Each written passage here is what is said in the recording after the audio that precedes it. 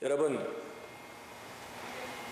여러분에게 좀 충격적인 질문을 이 아침에 하겠습니다. 당황스러운 질문을 하겠습니다. 여러분, 왜 사십니까? 왜 사십니까? 여러분, 옆에 분에게 한번 이렇게 그러면 더 좀 고상하게 철학적으로 물어볼까요? 옆에 분에게 이렇게 물으면 좋겠습니다.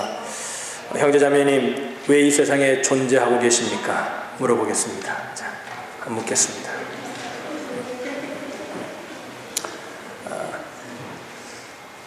어느 기자가 평시민을 인터뷰하면서 요즘 어떻게 살기 어떻습니까? 요즘 어떻게 삽니까? 물으니까 이렇게 대답하는 것을 보았습니다. 죽지 못해 살죠. 죽지 못해 산다는 겁니다. 할 수 없이 죽을 수는 없고 그래서 산다는 것입니다. 여러분, 성경에도 보면은 예레미야 선지자도 이런 얘기를 했습니다. 어찌하여 내가 태에서 나와서 고생과 슬픔을 보며 나의 날을 수욕으로 보내는고. 예레미야 20장 18절의 말씀입니다. 내가 왜 태어나가지고, 그죠? 예레미야의 상황을 알지 않습니까? 예레미야는 이제 하나님의 징계로 너 유다 나라가 망한다는 메시지를 전했습니다. 그러니까 많은 백성들이 그 당시에 하나님의 음성을 듣지 못한 선지자들이나 하나님의 음성을 못하는 제사장들은 우리나라는 영원하다, 유대 나라는 영원하다고 얘기했지만 예레미야는 하나님의 말씀을 받아서 우리는 얼마 보지 못해서 망한다, 심판의 메시지를 전하지 않았습니까? 그러나 그 심판되는 회복을 말했던 예레미야였습니다. 그러니까 예레미야를 좋아하지 않았습니다. 그래서 예레미야를 핍박하니까 예레미야가 이런 얘기를 하는 겁니다. 왜 내가 태어나가지고 이렇게 고생하며 이렇게 슬픔을 당하고, 내가 나를 위해 사는 것도 아니고 하나님을 위해 사는데 내가 왜 이렇게 어려움을 당하고 내가 이렇게 수욕을 당하는가, 욕을 보며 사는가? 예레미야는 그렇게 고백했습니다. 여러분, 그런 믿음의 선지자도, 하나님의 음성을 듣는 사람도 자기 인생을 자기 자신 속에서만 바라보았을 때는 이런 고백을 할 수밖에 없는 연약한 자였음을 우리는 보게 되는 것입니다. 여러분, 왜 우리가, 저와 여러분이 이 땅에 존재하신다고 여러분들은 생각하십니까? 죽지 못해 사는 겁니까? 살아야 되니까 사는 겁니까? 오늘도 내 날이 주어졌으니까 사는 것입니까? 성경은 그렇게 말하고 있지 않습니다. 여러분, 우리 인생을 우리 속에서 나로부터 출발하거나 이 땅으로부터 출발하면은 우리 인생의 존재 목적을 발견할 수 없고 우리 인생이 무엇인지를 발견할 수 없음을 성경은 우리에게 말하고 있는 것입니다. 인생의 시작은 어디에 있습니까? 여러분, 우리가 한번 좀 보죠. 넘겨주시기 바랍니다. 인생의 시작은 우리에 관한 것이 아니라는 것입니다. 우리 한번 따라서 읽겠습니다. 시작. 이것은 우리에 관한 것이 아니다. 우리 인생이 내 인생인 것처럼, 그래서 내가 결정하는 것처럼 느껴지고, 그래서 내 있는 그 환경 속에서 내 인생을, 이것이 지금 잘 되고 있고 못 되고 있고, 그래서 어떤 사람은 행복해하고 어떤 사람은 불행하다고 삶을 생각할지 모르지만, 그러나 우리 인생을 우리 속에서 출발하면 우리 인생의 존재 목적을 깨달을 수 없음을 성경은 우리에게 말씀하고 있다는 것입니다. 로마서 11장 36절에 보면 이런 말씀이 있습니다. 읽겠습니다. 시작. 주로 말미암고 주에게로 돌아감이라 영광이 그에게 세세히 있으리로다. 아멘. 이는 만물이 주에게서 나오고 우리가 다 주님으로부터 왔다는 것입니다. 그리고 주로 말미암고 by him, 그죠? 주에게로 돌아간다고 말씀합니다. 주님께로 우리가 돌아가는 인생이라는 거죠.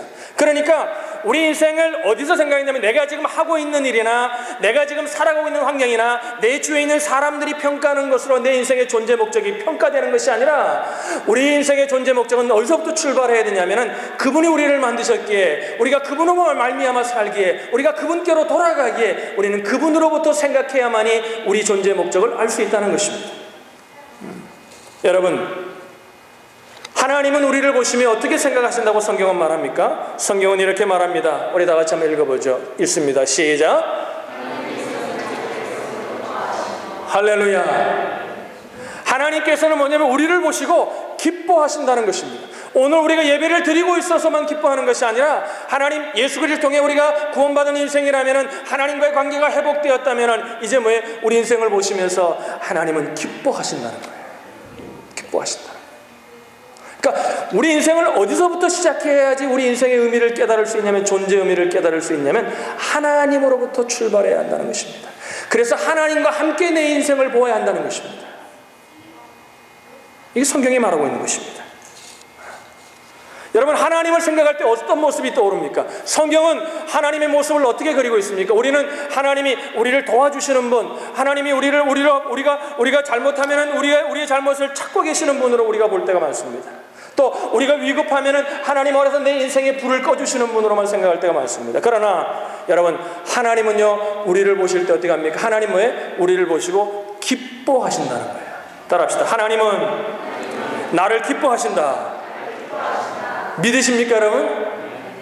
여러분, 이게 믿어지기가 참 어려워요. 머리로는 성경이 그랬구나, 야, 하나님이 자기 백성을 기뻐하시는구나, 우리가 예수를 믿었으면 하나님의 백성이 된 줄로 믿으시길 바랍니다. 그럼 나를 기뻐하시구나. 그런데 뭐예요? 나를 기뻐하시는구나 생각하고 딱 보면요, 하나님 앞에서 나를 보면요, 하나님이 기뻐할 게 별로 없어요, 제가. 이게 믿어지지 않아요. 여러분, 우리가 그렇게 찬양하는데, 하나님은요, 있는 모습 그대로 나를 사랑하십니다. 할렐루야, 할렐루야. 여러분, 육신의 부모도 그렇잖아요. 자식을 낳아가지고 이렇게 생각합니다. 야, 자식을 낳아, 야, 이놈 좀 잘 키워가지고 내 노후를 좀 보장받아야 되겠다. 이런 부모 있어요? 옛날에 저희 교회에 있던 어느 형제가 나한테 그러더라고요. 부모님이 맨날 돈을 붙여달라고. 제가 부모님 잘 섬기라 그랬거든요. 그랬더니 그 형제가 나한테 와서, 부부가 와가지고 나한테 상담을 하면서 이렇게 얘기해요. 우리 어머니 아버지는 나를 앵벌이로 만들었다는 거예요. 돈만 달라 그러니까. 제가 보니까 좀 너무 많이 달라 그러면 그래요. 제가 보면 좀 주면은 받고 안 주면 안 받고 이러면 되는데, 자꾸 요구를 하시니까 우리 부모님은 나를 앵벌이라고 이렇게 표현하더라고요. 내가 혼냈습니다만, 야, 부모를 그러면 어떡하냐, 그래서 섬겨야지. 내 부모를 공경하면 땅에서 잘 되는 줄로 믿으시기를 바랍니다. 하나님께 저축하는 거예요. 할렐루야. 그러니까 뭐예요? 하나님이 우리를 그냥 뭐 하기 위해서, 우리를 뭐 쓰기 위해서 우리를 앵벌이 만드는 것처럼 그렇게 만들려고 우리를 지으신 건 아니라는 거죠. 하나님은 뭐예요? 나를 보고 지으시고 하나님 보시고 뭐예요? 보시기에 좋았더라. 할렐루야. 기뻐하신다는 거죠. 기뻐하신다는 거죠. 그래서 누군가에게 기쁨을 줄 수 있다는 것은 여러분 대단한 기쁨 아니겠어요? 그렇죠? 누가 내가 딱 하면은 나를 보고 기뻐한다면 얼마나 행복한 거예요. 옆에 사람 딱 보세요. 옆에 사람 보면서 나를 보서 기쁘시죠? 이렇게 한번 좀 능청스럽게 물어보세요. 왜 우리가 옆에 사람 보면서 왜 나를 보면 기쁘시죠? 이렇게 능청스럽게 묻는 거예요? 아닐 수도 있다는 생각을 가지고 있는 거거든요. 그래서 어떤 사람이 바빠가지고, 그죠? 어떤 때는 목사가 좀 바빠가지고 악수도 못하고 좀 그런 눈인사도 못 마주치고 자기는 이렇게 인사하려는데 못 보고 가면은, 야, 목사가 나를 싫어하는가? 이런 생각을 하잖아요. 왜? 나를 좋아하지 않는가? 이런 생각을 하죠. 근데 여러분, 하나님, 사람들이 아니라 이 우주 만물을 창조하시는 그 하나님이 나를 보시고 기뻐하신다는 거예요. 아멘. 여러분, 이게 믿어지십니까? 할렐루야. 기뻐하신다. 그러면 여러분, 하나님이 나를 보기만 해도 기뻐하시는데, 여러분, 우리가 자녀를 낳아가지고 보기만 해도 좋잖아요. 내 새끼가 얼마나 좋아요, 그죠? 여러분, 그래서 나이가 먹어도요, 자식이 40, 50이 돼도 자식만 보면 좋은 거예요. 그냥 자식만 보면 좋은 거. 자식은 좋은 거.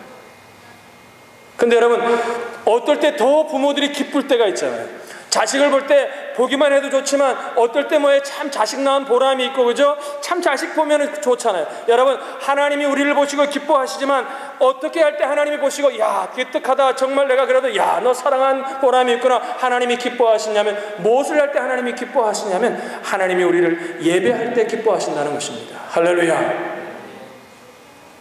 어떻게 할 때 하나님을 더 기쁘시게 할 수 있는가? 대답은 예배라는 거죠. 우리가 하나님을 예배함으로 하나님을 기쁘시게 할 수 있다는 거죠. 그러면 우리가 예배가 무엇인가? 예배의 본질에 대해서 우리가 좀 살필 필요가 있습니다.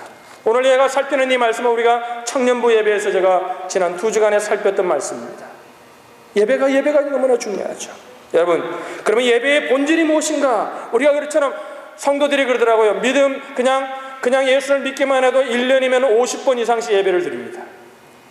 조금 믿음이 있으면 수요 예배를 드리면 1년에 100번입니다. 그러면 10년이면 1000번이고 30년 믿으면 3000번을 예배 드리는 겁니다.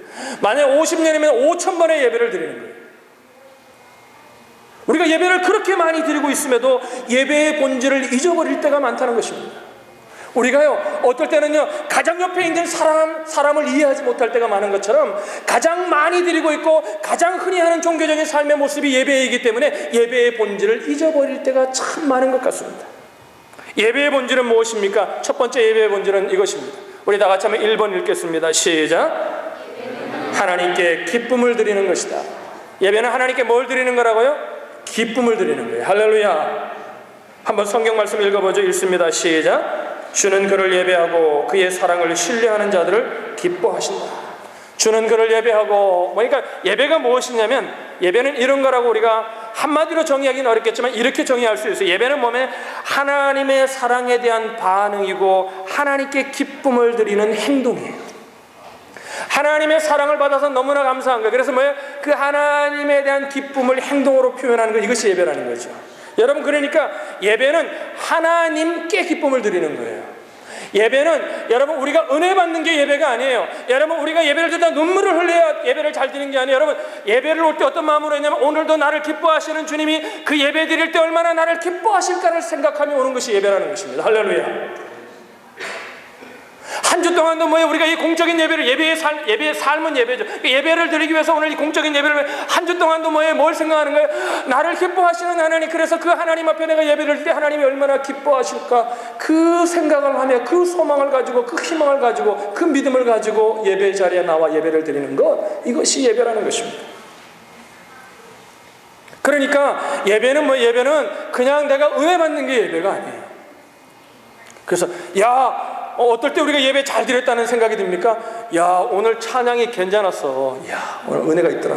그러면 예배를 잘 드린 것 같아요. 오늘 목사님 말씀이 참 은혜가 있네. 그렇지. 참 김 목사가 그 설교는 잘해. 이래 예배를 잘 드린 걸로 생각. 여러분, 그건 예배가 아니에요. 여러분, 그거 없을 수도 있다는 거예요. 없어도 하나님이 기뻐하시는 것을 생각하며 나와 예배를 드리고 있다면 그 자체가 예배라는 거죠. 할렐루야. 여러분, 대장금 받죠? 안 본 척 하지 말아요. 다 본 줄 알아요. 대장금 받잖아요. 봤으면 고개 끄덕여요. 보셨죠? 보셨죠. 그 대장금에 보면 장금이가 남자 민정호를 사랑하잖아요. 얼마나 애틋한 사랑을 해요. 그죠? 할 수 없는 사랑을 하잖아요. 그러면서 그 남자 민정호를 위해서 음식을 만들면서 이제 음식을 대접하면서 그 장금이가 한 얘기 여러분 기억나요? 이러잖아요. 음식을 만드는 사람은 이 음식을 먹는 사람이 기뻐하는 모습을 상상하며 만든다는 거예요. 할렐루야. 예배를 드리는 사람은 뭐냐면은 장금이가, 민정호가 그 음식을 먹을 걸 생각하면 하나님이 기뻐하시는 모습을 생각하며 예배를 드리는 거예요. 할렐루야. 성경은 뭐라 그랬어요? 하나님께서 자기를 찾는 자들을 기뻐하시고 축복해 주신다고 히브리서에 약속하셨습니다. 그러니까 하나님을 찾는 자들을 기뻐하고 하나님이 기뻐하시는 모습을 생각하는 거예요. 우리가 한 주 동안 때로는 실패할 수도 있습니다. 한 주 동안 우리의 삶이 하나님 말씀대로 살려고 노력했지만 때로는 우리가 엎어지고 때로는 우리가 넘어질 때도 있습니다. 그럼에도 우리가 하나님 앞에 나올 때 하나님이 나를 기뻐하시니까 그 하나님이 내 예배를 받을 때 얼마나 기뻐하실까, 그 모습을 상상하며 드리는 것, 이것이 예배의 본질이라는 것입니다. 두 번째 예배는 그러면 무엇이겠습니까? 두 번째 예배는 이것입니다. 우리 두 번째 읽습니다. 시작. 예배는 우리의 유익을 위한 것이 아니다. 우리 성경 구절 읽겠습니다. 계시록 시작.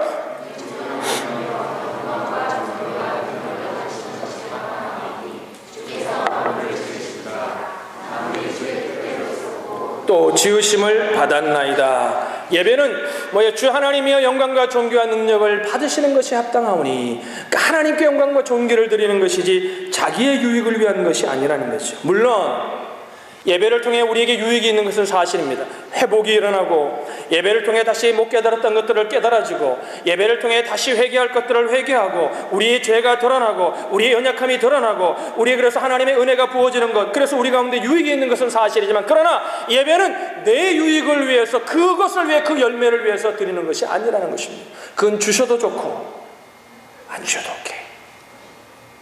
할렐루야. 예배는 우리의 유익을 위한 것이 아니라는 거예요. 성경에 이사야서에 이렇게 말합니다. 29장에 이 백성이 그 입으로는 나를 존경한다고 말하지만 그 마음은 내게서 멀리 떨어져 있다. 그들이 나를 경배한다고 하지만 그것은 사람들이 해오던 대로 형식적으로 하는 것일 뿐이다. 그러니까 이사야 시대에 그 엄청난 제사들이 드려지는데, 번제, 소제, 화목제, 속번제, 속제제, 그 모든 제사들이 드려지는데 똑같이 정성껏 잡아서 흠 있는 것이 아니라 흠 없는 것을 잡아서 드리는데, 하나님 뭐라고 말씀하시면 이 백성이 제사를 드리면서 입으로는 하나님 사랑합니다, 하나님 존경합니다, 하나님 뭐 하십니다 얘기를 하지만, 그러나 그들은 나를 존경하는 게 없다. 그들의 마음속에 내가 없다는 거예요. 왜 하고 있는 거예요? 예배를 드리면서 그들은, 지금으로 하면 예배를 드리면 뭐 하고 있는 거예요? 뭔가 나에게, 예배를 통해 뭔가 나에게 유익이 있는가, 이 생각만 하고 있다는 거예요. 그래서 마음이 없다는 거예요. 존경이 없다는 거예요. 여러분, 참된 예배는 사람이 중심이 아니라 하나님이 중심입니다. 할렐루야.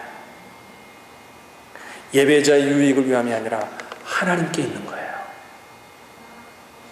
아멘. 아멘. 그 예배 드리면서 이렇게 얘기합니다. 종종, 야, 오늘 예배 오길 잘했어. 오길 잘했어. 오늘 목사님 설교가 참 깨달음이 있네, 감동이 있네. 또 어떤 분이 이렇게, 오늘 예배 얻은 거 하나도 없어. 설교 따분하고, 야, 찬양도 오늘 왜 그러냐. 오늘 또 찬양이 그렇다는 얘기에 시험 보지 마고 그렇게 얘기해. 그 뭐예요? 예배의 본질이 무엇인지를 모르는 거예요. 예배의 본질이 무엇인지를 모르는 거예요. 오늘날 그래서 예배가, 모든 예배가 예배드리는, 예배를 인도하는 사람들이 어디에 집중하냐면 여기 앉아있는 사람들에게 집중합니다. 말로는 하나님을 위한다 그래요. 그러면서 사람들이 어떻게 하면 다 집중하고, 어떻게 하면 그 사람들의 마음을 뒤집을까, 옮길까. 여러분, 하나님께 영광을 돌리고 하나님께 집중해 보십시오. 뒤집어질 마음은 하나님이 뒤집으십니다. 새롭게 할 사람들은 하나님이 하시는 겁니다. 할렐루야. 변화되어야 될 사람들은 하나님이 변하게 하시는 것입니다. 능력이 필요한 자는 하나님이 능력을 주시는 것입니다. 이게 예배예요. 근데 자기의 유익을 위해서 드리는 거예요. 여러분, 예배를 드리고 한 가족이 이제 예배가 끝나고 전심 친결하고, 이제 아빠가 운전을 하고 옆에 아내가 타고, 뒤에 이제 애들, 조망조망한 애들이 타고 이제 갑니다. 가면서 아빠가 막 컴플레인을 해. 야, 오늘 예배에 대해서 불평하는 거예요. 야, 오늘 목사님 설교가 왜 그렇게 따분하냐? 왜 이렇게 소리는 지르냐? 야, 찬양대도 감동도 없고 그냥 빨리 끝나지, 그냥 불렀던 거 또 부르고, 불렀던 거 또 부르고, 불렀던 거 또 부르고 그러냐고 아버지가 막 컴플레인해. 그러니까요, 그 어린 초등학생, 어린 초등학교 2학년 된 어린아이가, 아들이 이렇게 얘기했다는 거예요. 아버지, 일불 내고 뭘 그렇게 바래요? 뭘 그렇게 바래요? 극장도 좀 한 5불 주고 가야 되는데. 여러분, 우리가 지금 돈 얘기를 하는 게 아니잖아요. 하나님께 예배를 드리고 그 하나님이 예배를 때 기뻐하신다는 생각이 없는 거예요. 자기의 유익, 뭔가 자기 가슴에 와닿아야 예배를 잘 드리는 것 같은 거예요.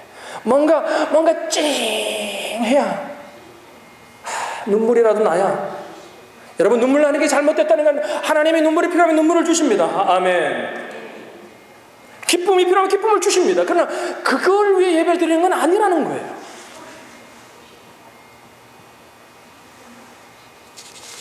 그러면 참된 예배는 어떻게 되는 것입니까? 예배는 하나님께 기쁨을 드리는 것이고, 예배는 우리의 유익을 위한 것이 아닌데, 그러면 예배는 무엇이어야 합니까?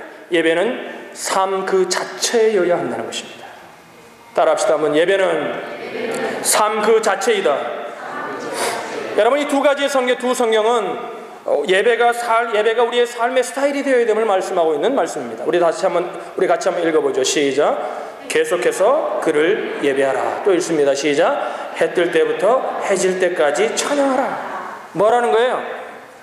우리의 삶이 예배가 되어야 된다는 거죠. 여러분, 예배가 오늘 모여서 우리가 집에서 찬송가를 펴고 성경을 보고 읽고 그래야 예배를 드리는 것이 아니라, 그것도 예배지만 여러분, 무엇이 예배라는 겁니까? 우리가 살아가면서 어려움이 있습니다. 그 어려움 속에서도 사람들이 와서 이렇게 얘기합니다. 아유, 얼마나 힘들겠어. 참 안 됐네. 그럴 때 이렇게 얘기하는 겁니다.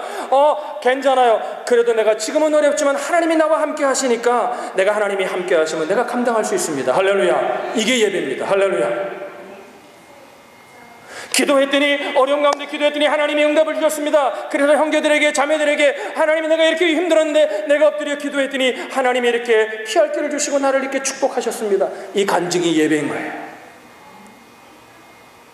불알상한 영혼들을 보고, 영혼들 죽어가는 영혼들을 보고, 실종한 영혼들을 보고, 그 영혼들에게 가서 따뜻한 커피라도 한 잔 주고자 하는 마음이 생겨서 그들과 관계를 맺기 위해서 알지 못하는 사람에게 가서 안녕하세요 인사하고 커피 한 잔을 건네는 그 마음, 그것이 바로 예배인 것입니다.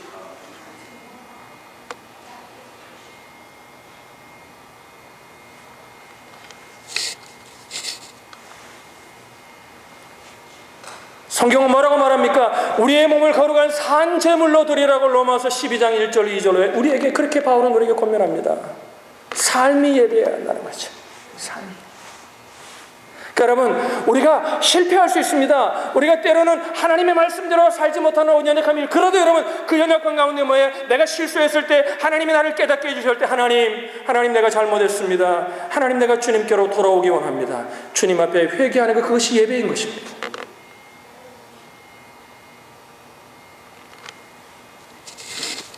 이사야서 29장에 보면은 성경에서 이렇게 말합니다. 하나님을 존경함과 하나님을 경배하는 예배가 같은 의미임을 말합니다. 그러니까 하나님을 존경한다고 하면 뭐예요? 하나님을 예배하는 거예요. 이게 똑같은 거라는 거예요. 사도 바울은 이렇게 말하죠. 그런즉 너희가 먹든지 마시든지 무엇을 하든지 하나님의 영광을 위하여 하라. 골로새서는 또 뭐라고 말합니까? 무슨 일을 하든지 마음을 다하여 주께 하듯 하고 사람에게 하듯 하지 말라. 우리의 공적인 예배와 이 공적인 예배가 중요합니다. 그러나 이 공적인 예배와 우리가 삶으로 드리는 사적인 예배가 함께 균형을 잡혀야만이 온전한 예배가 드려지는 거예요. 여러분, 저도 목회하면서 깨닫는 게 뭐냐면, 이 예배 가운데 우리가 지금 여기 한 60명이 앉아있다고 합시다. 그러면 이 예배 가운데요, 한 20% 정도가 삶을 통해 한 주 동안, 월요일부터 토요일까지 한 주 동안 실패도 있었지만 예배 드리려고, 하나님을 인정하며 살려고 사는 삶을 살고 나올 때 이 가운데, 이 온 회중이 하나님의 은혜 가운데 들어갑니다. 그러지 않고 한 주 동안 예배가 수백 명, 수천 명이 앉아서 예배를 드리는데도 아무도 삶을 하나님 앞에 드리지 않고 그냥 자기 마음대로 살다가 와가지고 예배를 드려보세요. 찬양하다가 눈물은 흘리셔도 하나님의 진정한 임재하심이 우리 가운데 없습니다.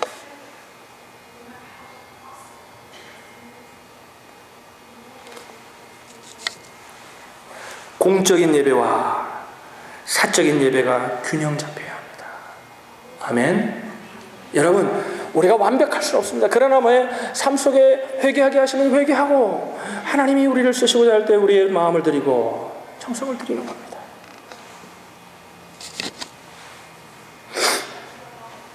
한 예화를 말씀드리고 말씀 마치겠습니다. 어느 집회에 갔더니 자매가 손을 치면서 하나님을 막 찬양하는 겁니다. 하나님을 찬양하는데 그 모습이 얼마나 아름다운지 몰라요. 하나님을 열중해서 막 찬양을 합니다. 주님을 찬양.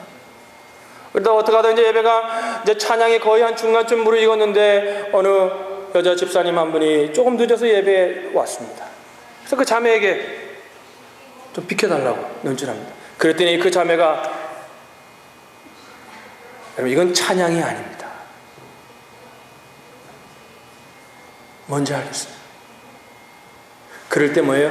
늦게 온 사람은 늦게 왔지만 그 사람을 배려하는 마음, 그 자리를 비켜드릴 수 있는 마음, 기꺼이 해줄 수 있는 마음, 이게 하나님의 임재하심 가운데 있는 심령이에요. 아멘. 여러분, 착각하지 마십시오. 내가 지금 막 이러고 찬양을 하고 있어서 그것이 찬양이 아닙니다. 삶이 되어야 돼요. 아멘. 종교개혁가 루터는 이런 말을 했습니다. 나는 하나님의 영광을 위해서 소젖을 짠다. 내가 기저귀를 갈 때 하나님은 기뻐하신다. 저와 여러분이 이런 예배의 본질을 회복하실 수 있기를 주님의 이름으로 축복합니다. 기도하겠습니다.